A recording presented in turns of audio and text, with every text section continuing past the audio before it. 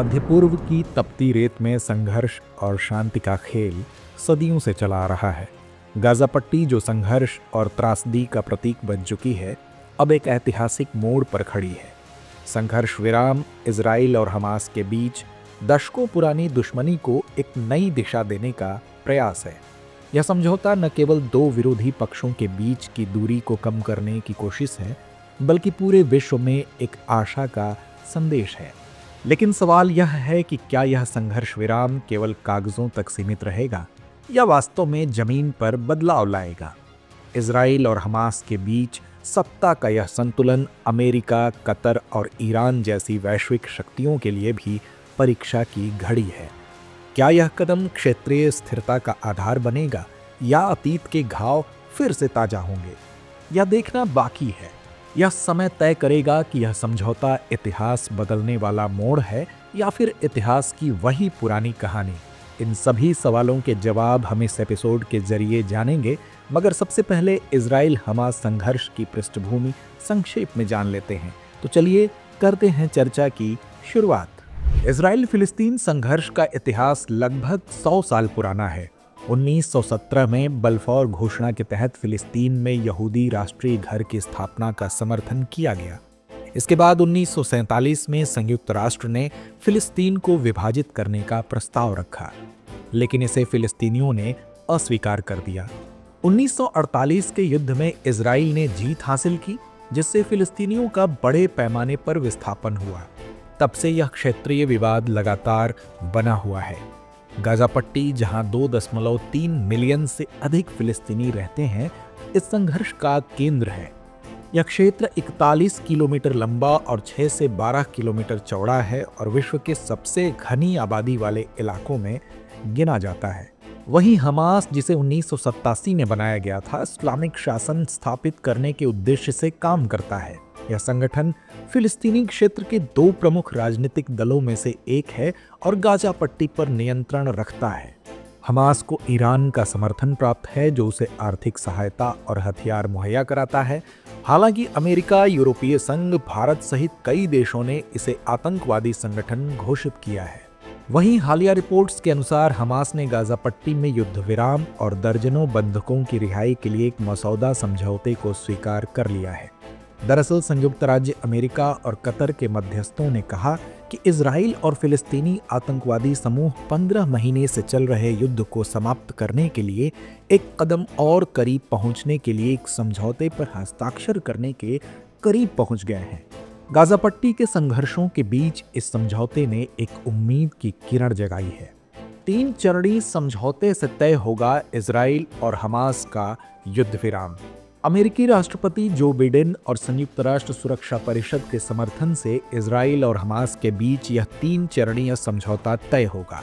यह 1 दशक से चले आ रहे हिंसक संघर्षों को थामने की एक कोशिश है।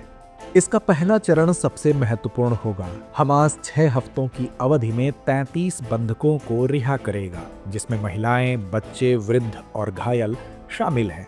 इजराइल ने भी 50 फिलिस्तीनी कैदियों को रिहा करने की हामी भरी, जिनमें से कुछ आजीवन कारावास की सजा काट रहे थे। इस प्रथम 42 दिवसीय चरण के दौरान इजरायली सेनाएं जनसंख्या केंद्रों से हट जाएंगी। फिलिस्तीनियों को उत्तरी गाजा में अपने घरों को लौटने की अनुमति दी जाएगी तथा मानवीय सहायता में वृद्धि होगी तथा प्रतिदिन लगभग 600 ट्रक वहां पहुंचेंगे। दूसरे चरण में विवरण पर पहले चरण के दौरान बातचीत की जानी है, लेकिन इस समझौते में लिखित गारंटी शामिल नहीं है कि जब तक कोई समझौता नहीं हो जाता तब तक युद्ध विराम जारी रहेगा। इससे इजराइल के लिए पहले चरण के समाप्त होने के बाद अपने सैन्य अभियान को फिर से शुरू करने की संभावना बनी रहती है। तीसरे चरण में शेष बंधकों के शवों को अंतर्राष्ट्रीय निगरानी में गाजा में 3 से 5 साल की पुनर्निर्माण योजना के बदले में लौटा दिया जाएगा। कतर ने इस समझौते में महत्वपूर्ण भूमिका निभाई। अपनी तटस्थता और कूटनीतिक प्रभाव के कारण कतर ने इजराइल और हमास के बीच संवाद स्थापित किया। इस समझौते में हवाई हमलों को रोकने, मानवीय सहायता की पहुंच सुनिश्चित करने और कैदियों की अदला बदली पर सहमति बनी। यह कदम क्षेत्रीय स्थिरता की दिशा में उठाया गया महत्वपूर्ण कदम माना जा रहा है। यह संघर्ष विराम क्षेत्रीय शक्ति संतुलन को प्रभावित कर सकता है। इजराइल अपनी सैन्य क्षमताओं और तकनीकी बढ़त के लिए जाना जाता है और अमेरिका का करीबी सहयोगी है। वहीं हमास को ईरान और अन्य क्षेत्रीय शक्तियों का समर्थन प्राप्त है। अमेरिका ने इस समझौते का स्वागत किया है और इसे क्षेत्रीय स्थिरता के लिए सकारात्मक कदम बताया है। हालांकि अमेरिका को यह सुनिश्चित करना होगा कि यह संघर्ष विराम टिकाऊ हो और क्षेत्रीय शांति को बढ़ावा मिले। दूसरी ओर ईरान इस समझौते को शंका की दृष्टि से देख सकता है। गाजा में प्रभाव बनाए रखना ईरान की रणनीतिक प्राथमिकता है। इस संघर्ष विराम से गाजा में मानवीय संकट को अस्थायी राहत मिलने की उम्मीद है। इजराइल की नाकेबंदी में ढील देने और आवश्यक आपूर्ति की अनुमति मिलने से गाजा की अर्थव्यवस्था और बुनियादी सेवाओं में सुधार हो सकता है। हालांकि यह लाभ स्थायी नहीं होगा यदि संघर्ष विराम का पालन नहीं किया गया और हिंसा फिर से शुरू हो गई। इस समझौते की सफलता दोनों पक्षों के बीच विश्वास पर निर्भर करती है। अक्सर संघर्ष विराम उल्लंघन के आरोप लगते रहते हैं, जिससे यह प्रक्रिया कमजोर हो जाती है। यह संघर्ष विराम इजराइल फिलिस्तीन विवाद के समाधान की उम्मीदें जगा रहा है, लेकिन भूमि विवाद, धार्मिक स्थलों की स्थिति और दो राष्ट्र सिद्धांत जैसे मुद्दे अब भी अनसुलझे हैं। इन समस्याओं का समाधान ही स्थायी शांति का आधार हो सकता है। दोनों पक्षों को एक ऐसा संवाद स्थापित करना होगा जो उनकी वैध चिंताओं और आवश्यकताओं को संबोधित करे।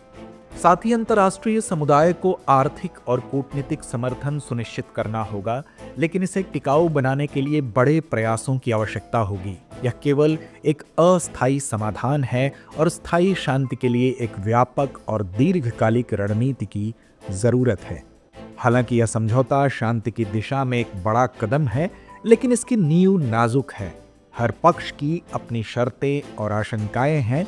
यह समय ही बताएगा कि यह संघर्ष विराम इतिहास में एक निर्णायक मोड़ बनता है या फिर एक और असफल कोशिश। लेकिन इस संघर्ष विराम से गाजा की धूल भरी सड़कों पर उम्मीद की एक हल्की चमक जगी है। तो व्यूअर्स, चर्चा को यहीं विराम देते हैं और नोट करते हैं आज का सवाल। इजराइल हमास युद्ध विराम का वैश्विक भू राजनीति पर क्या प्रभाव पड़ेगा, विवेचना कीजिए।